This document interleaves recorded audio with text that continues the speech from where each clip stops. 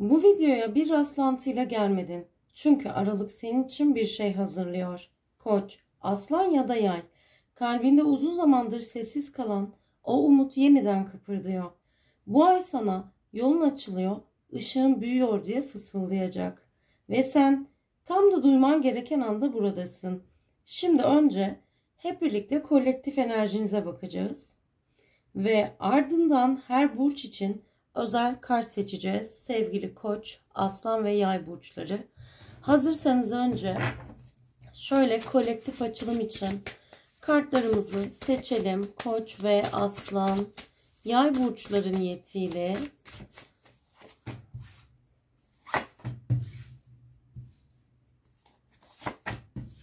Bakalım kartlar Aralık 2025 için size hangi öngörülerde bulunacak? Sevgili Koç, Aslan ve Yay burçları. Derin bir nefes alın, odaklanın ve hazırsanız ilk kartımızı sizler için açalım. Koç, Aslan ve Yay burcuysan bu açılım senin için. İlk kartın ölüm kartı, fakat bu kartın ismi seni korkutmasın. Ateş burçları Aralık ayı sizin için büyük bir bırakış enerjisiyle başlıyor da diyebilirim. Ve artık taşımak zorunda olmadığınız yüklerin var olduğunu söylemem mümkün. Sizi sinirlendiren, yoran, sabrınızı tüketen ya da sizi aynı yerde tutan bir döngü tamamen Aralık ayında kapanıyor ya da bitiyor diyebilirim sevgili Ateş grubu burçları. Bu kartın mesajı bitti demektir. Evet, bu kart bitti der sevgili Ateş grupları. Ama bu bitişin içinde bir başlangıç kıvılcımı da saklıdır aynı zamanda. Aralığın ilk günlerinden itibaren bir kapı kapanırken yeni bir yol görünmeye başlıyor demek de mümkün sevgili Ateş grubu burçları. Hemen bir sonraki kartımızı açalım. Bir diğer kartımız İmparator enerjisiyle geliyor sevgili Ateş grupları. Ateşin gerçek sahibi sizlersiniz. Aralık ayında kontrolü yeniden elinize alıyorsunuz. Hayatınızın bazı noktalarında artık ben karar veriyorum dediğiniz çok net. Enerjiniz imparatorda. Otorite sizde, güç sizde, kontrol sizde. Bu kart zaten otorite, güç, kararlılık ve sınır koyma enerjisidir. Aralık ayında kendinizi ezdirmeyeceksiniz ve kimse sizi istese bile hafife alamayacak sevgili Ateş grupları. Bir konuda otorite kazanıyor ve kendinizi Aralık 2025'te yeniden konumlandırıyorsunuz. Aralık aslında Ateş grubu burçlarına liderlik de veriyor demek burada mümkün. Hemen bir diğer kartımıza bakalım sevgili Ateş grubu izleyicileri. Savaş arabası. Bu ay durmak yok. Bu kart Ateş burçlarına ilerleme, hızlanma ve kararlı bir yolculuk getirecek. Taşınma, seyahat, bir planı hayata geçirmek de olabilir. İş veya aşk hayatında net bir adım gelişi ya da net bir adım atma gibi temaları da ortaya çıkarabilir. Aralık boyunca hayatınızdaki engeller kalkıyor sevgili Ateş grupları ve artık yola çıkıyorum dediğiniz o cesur enerjiniz ortaya çıkıyor. Kartımız kendine güven ve gittiğin yer doğru yer diyor aslında sana. Ateş grubu burçları için Aralık ayı harekete geçme, yön değiştirme ve başarıya ilerleme dönemi de diyebiliriz. Başarıya ilerleme ayı olarak da adlandırılabilir. Hadi diğer kartımızı açalım sevgili Ateş grupları ve çok güzel bir kart geliyor. Değnek ası.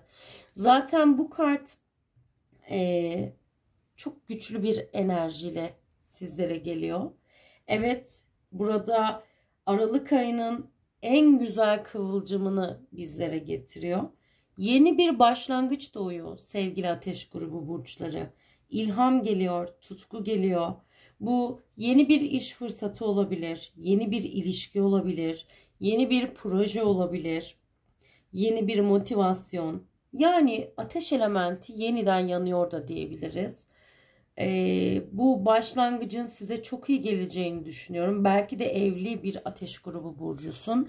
Evliliğinde yeniden bir şeyler hareketleniyor, canlanıyor, tazeleniyor. Yani toparlanma, yeniden başlama ama güzel bir şekilde başlama enerjisinde burada bizlere bildiriyor. Çünkü genel tabloya bakacak olursak sizin attığınız bir adımla, yani zihninizdeki bir şeyi bitirip kontrolü ele alıp atacağınız bir adım ya da sergileyeceğiniz bir tavır da olabilir, size yeni ve güzel bir başlangıç getiriyor sevgili ateş grubu burçları.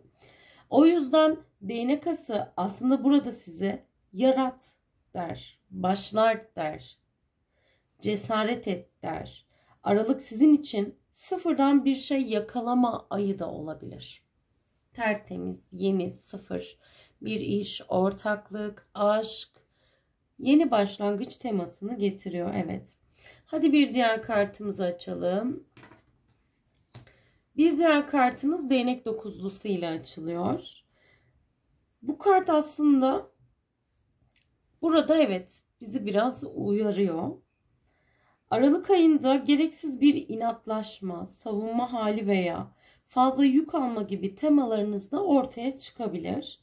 Ateş grubu burçları bazen çok güçlü oldukları için her şeyi kendileri halletmeye kalkıyorlar. Ve bu kart burada aslında sana diyor ki sevgili ateş grubu burcu, kendini tüketme, her savaş senin değil. Bazen geri çekilmesini bil ve nefes al. Enerjini koru. Çünkü aralığın sonunda seni büyük bir şey bekliyor olacak. Bu benim öngörüm. Tabii ki aralığın sonunda da muhtemel sizler için yeni bir video hazırlayacağım. Onu da orada hep birlikte göreceğiz. Ve biz tabii son kartta da bu mesajı alabiliriz. Hadi birlikte bakalım. Ve son açılan kart Aralık 2025 için kader çarkı. İşte burada da aslında bir sürprizden bahsedebilirim. Ama bu gelecek olan sürpriz mi? Bunu diğer açılımı yaptığımızda da hep birlikte göreceğiz. Ama başlı başına kader çarkı burada size Aralık ayının sürprizi olarak evet geliyor. Kaderiniz dönüyor. Bu kart tamamen evet sürpriz. Bir anda gelen şans, beklenmedik bir haber, yeni bir fırsat, aşkta, işte, eğitimde veya para alanında kaderin çarkı sizin lehinize dönüyor. Sevgili ateş grupları, Aralık 2025 sizin için hayatım değişiyor dediğiniz bir ay olabilir. Bu kart zaman senin için işliyor der ve ateş burçlarına yıl bitmeden bir kapı açar. Koç, aslan ya da yay. Özetle şunları söylemek bence mümkün. Yıkımdan sonra yepyeni bir hayat kurabiliyorsunuz. Aralık ayı hayatınızı yönetme ayınız olacak ve Aralık ayı sizi ileri taşıyacak ve bu ileri taşımada asla durdurulamazsınız. Kimse buna müdahale edemez der kartlarınızın mesajı. Şimdi her burç için şöyle mesaj niteliğinde kartlar açalım. Önce Koç'la başlıyoruz. Şimdi kartlarımızı buraya alalım. Bakalım Koç burcu. Sevgili Koç, Aralık 2025. Hangi kartlar sana öngörüde bulunacak? Aralık 2025'te hayatında neler olacak? Bir de birebir soralım. Aralık 2025 hayatında neler oluyor?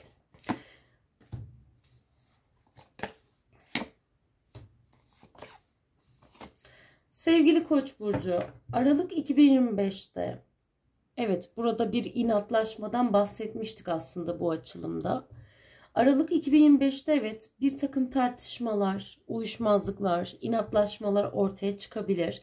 Fakat yıldızın yükseliyor ve Aralık 2025 senin evet sürpriz ayın olabilir. Şansın açık, yıldızın yüksek, yıldızın parlıyor, görünür oluyorsun.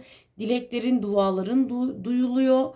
Maddi manevi iyileşiyorsun, şifa enerjisi geliyor. O yüzden bunu Aralık ayında İyi değerlendir diyor kartlarım sana ve hani ne dilersen bugün dile gibi bir mesaj vardır ya hayatta bazen. İşte ne diliyorsan bu videoyu izlediğinde dile, olur mu? Çünkü bu yıldız kartı aslında sana dileğini dile getirmek için bir fırsat sunuyor. Tabii ki tartışma, uyumsuzluk olabileceği gibi ne yazık ki bir şeyini kaybedebilirsin. Yani senin için manevi değeri olan bir eşya olabilir. Maddi anlamda bir şey olabilir. Yani burada evet beklenmedik bir kayıptan da bahsediyor. O yüzden çok dikkatli ol. Tabii ki bu bir öngörü olduğu için bunun önlemini şimdiden bilip alabilirsin diyorum. Ve hemen Koç burcunun anlık enerjisiyle devam edelim. Evet, belki şu anda pes etme noktasındasın ve ruhsal olarak biraz içsel dünyaya döndün ama biraz daha felsefik yaklaş der burada bu kartın mesajı sana. Biraz daha odağını değiştir der. Bir diğer kartın. Evet bak burada da tam da yıldız kartının altına açıldı. Şans, fırsat, popülarite. Görünür oluyorsun demiştim değil mi sana? Güç, istikrar, yıldızının parlaması, şans, fırsat ve popülarite geliyor sevgili Koç burcu. O yüzden Aralık ayını çok iyi değerlendir lütfen.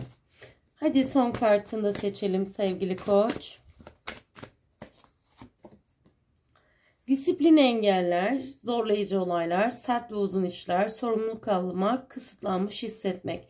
Tabii ki yeni otorite, yeni sorumluluklar da getirecektir ama buradaki enerjiyi de değiştirmek senin elinde. Evet belki otoriteyi eline almak isterken kendini biraz kısıtlı hissedebilirsin ya da başlarda bunu yapabilir miyim diye bence kendi kendine engelleyebilirsin ama benim öngörüm senin Aralık ayında yıldızın yükseliyor, enerjin parlıyor ve şifalanıyorsun sevgili Koç.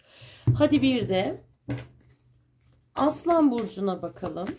Aslan burcu, Koç'u hemen mühürleyelim taşımızla. Aslan burcu, Aralık 2025. Alman gereken mesaj nedir? Aralık 2025. Alman gereken mesaj nedir? Aslan burcu, Aralık 2025. Sevgili Aslan burcu, Aralık 2025'te tabii ki bu açılımda da sana, yani ilk kolektifimizde de sana uyan mesajlar var. Fakat çok fazla hayal dünyasında yaşıyorsun ve hayatında bazı belirsizlikler var. Bu hayal dünyasından bir an önce çıkman, gücünü geri getirmen gerekiyor. Hayatında netleşmesi gereken durumlarla alakalı doğru kararları vermen gerekiyor.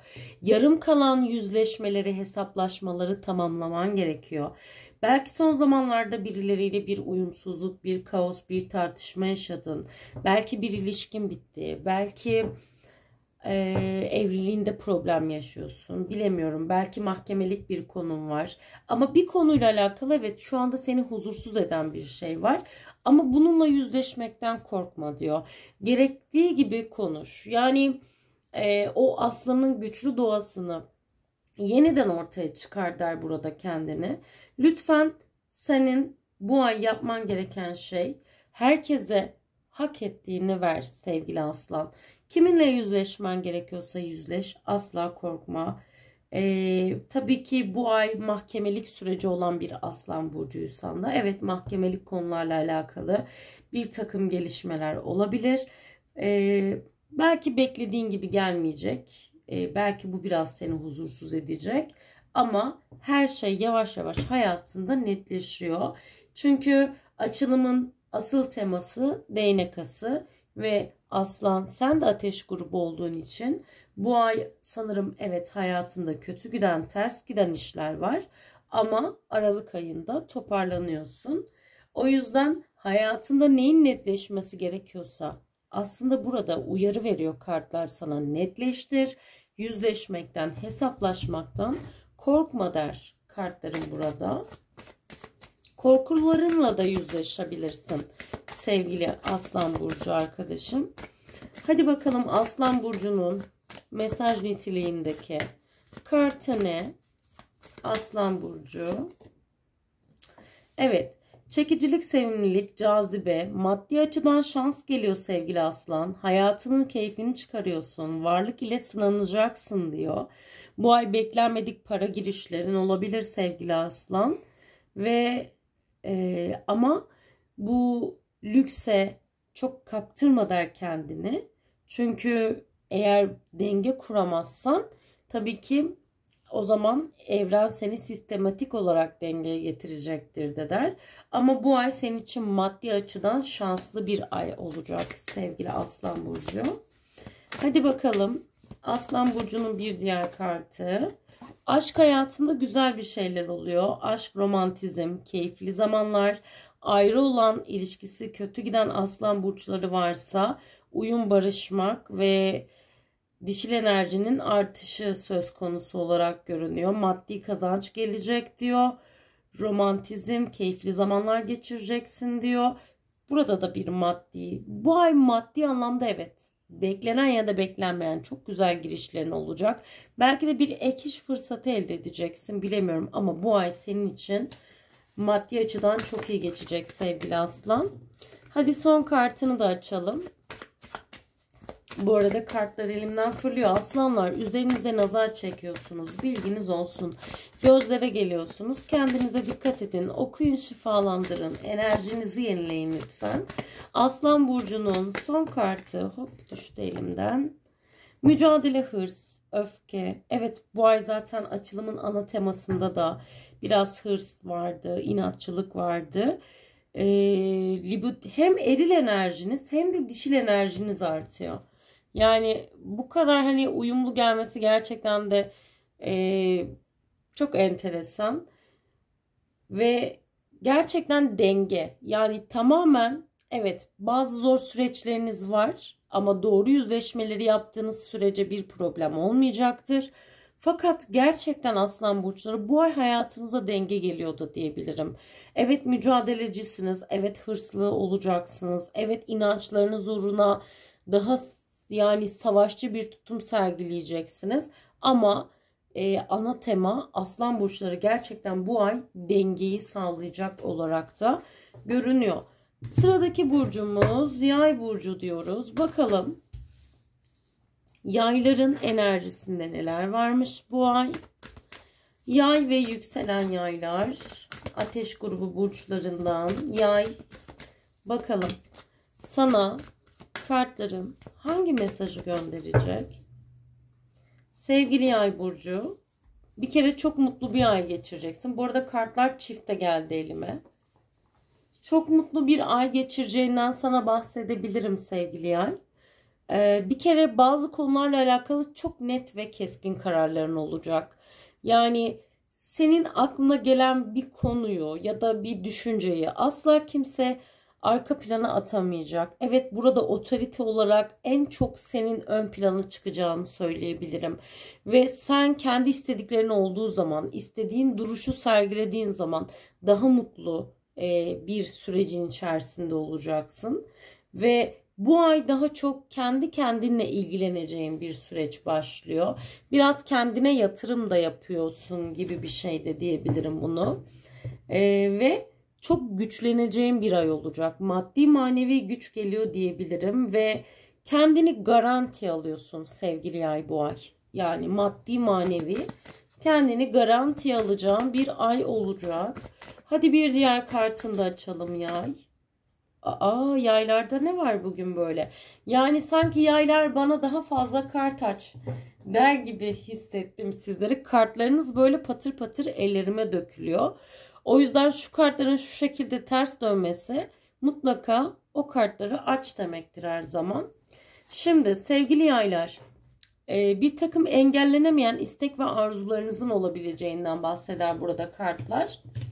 Ve biraz bağlılık, bağımlılık gibi konulara dikkat etmek gerekiyor. Bu bir kişiye bağlılık da olabilir. İşte aşk hayatınızda dengede olmanız. Evet, hani bazı şeyleri her ne kadar dengeye geleceğinizi söylesek de kişi ya da isteklerle alakalı Burada biraz aslında dikkat etmenize gerek olduğundan bahsediyor. Demek ki siz bu ay bunu dengeleyeceksiniz. Ama var, yani kontrol edilmez isteklerinizin ön plana çıkacağı zamanlarda yaşayacaksınız diyor. Bir diğer kartınız maske kartı sevgili yay burçları. Bu da çevrenizdeki kişilere bu ay dikkat etmeniz gerektiğinden bahsediyor. Kimileri çok mutlu görünüp aslında çok mutsuz olabilirler. Kimileri de yüzünüze gülüp arkanızdan konuşabilirler. Evet sevgili yay, bir telafi süreci geliyor. Bir konuda birileri senden özür dileyebilir ya da sen birilerinin gönlünü almak isteyebilirsin. Burada kırılan kalbin onarılması gibi bir durum var.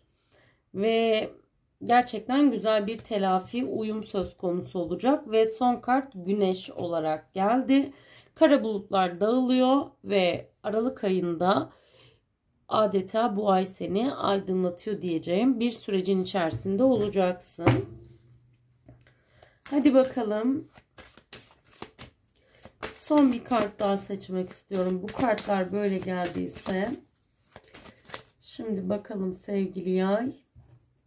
Tamam, son kartlarımızı da seçelim. Yay ve yükselen yay, Aralık 2025. Aralık 2025.